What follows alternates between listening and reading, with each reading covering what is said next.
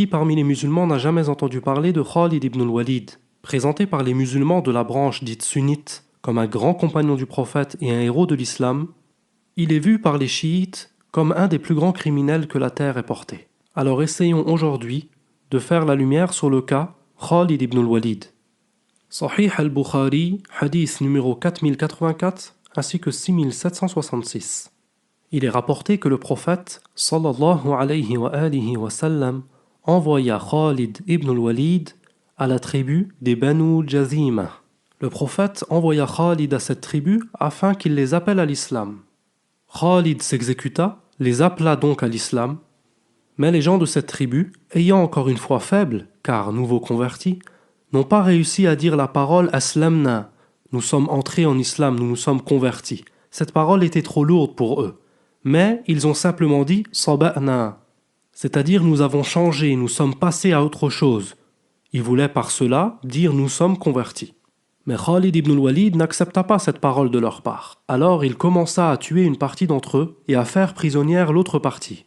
Puis il envoya à chaque homme à la tête de son armée des prisonniers de cette tribu. Jusqu'à l'arrivée d'un jour où Khalid ibn al-Walid ordonna à chaque chef de son armée de tuer ses prisonniers.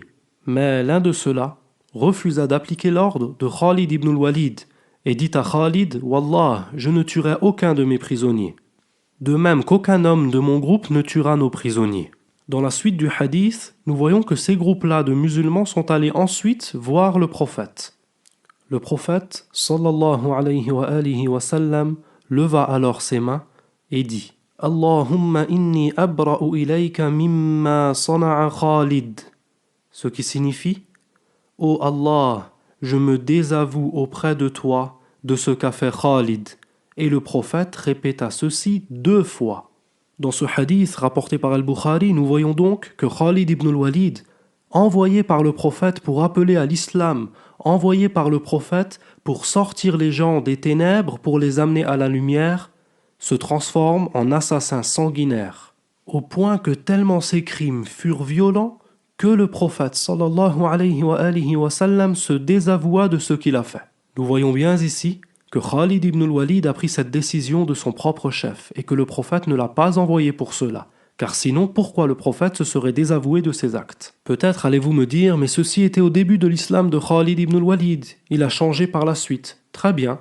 Voyons voir ce qu'a fait Khalid ibn al-Walid après la mort du prophète sallallahu alayhi wa sallam sous le règne d'Abu Bakr. Musannaf de Ibn Abi Shayba, volume 11, page 252, au hadith numéro 34312. Il est dit que lorsque Khalid ibn al-Walid est arrivé, il a rencontré un groupe de vieux Perses conduit par un homme qui s'appelait Hazar Amrad. Cet homme était très fort et doté d'un grand courage. Mais Khalid ibn al-Walid l'a tué, puis a demandé un repas, et il a mangé en s'accoudant sur son corps, c'est-à-dire sur son cadavre. Oui, vous avez bien entendu, Khalid ibn al-Walid mangea sur le cadavre d'un humain. Nous sommes bien loin de ce qu'a enseigné le prophète sallallahu alayhi wa sallam. Le prophète qui dit « Innama ana rahmatun muhdat » je suis une miséricorde donnée, une miséricorde envoyée. Et le prophète qui dit également « Innama bu'istu li utammima makarim al-akhlaq » j'ai été envoyé pour parachever les bons caractères.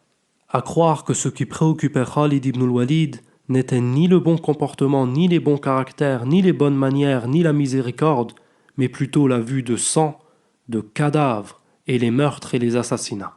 Et ici nous n'avons présenté que 2 histoires, parmi les vingtaines, que dis-je, les trentaines, voire plus d'histoires, où l'on voit que Khalid ibn al-Walid est un assassin sanguinaire. Mais je pense que cela vous suffit pour vous donner envie de faire davantage de recherches sur Khalid ibn al-Walid, sur son histoire, afin de connaître réellement qui était cet homme. Ainsi, il apparaîtra de manière évidente devant vous que Khalid ibn al-Walid n'est pas le héros que l'on a bien voulu nous faire croire, mais bel et bien un criminel, un assassin. Ô Allah, nous nous désavouons de Khalid ibn al-Walid et de ses crimes.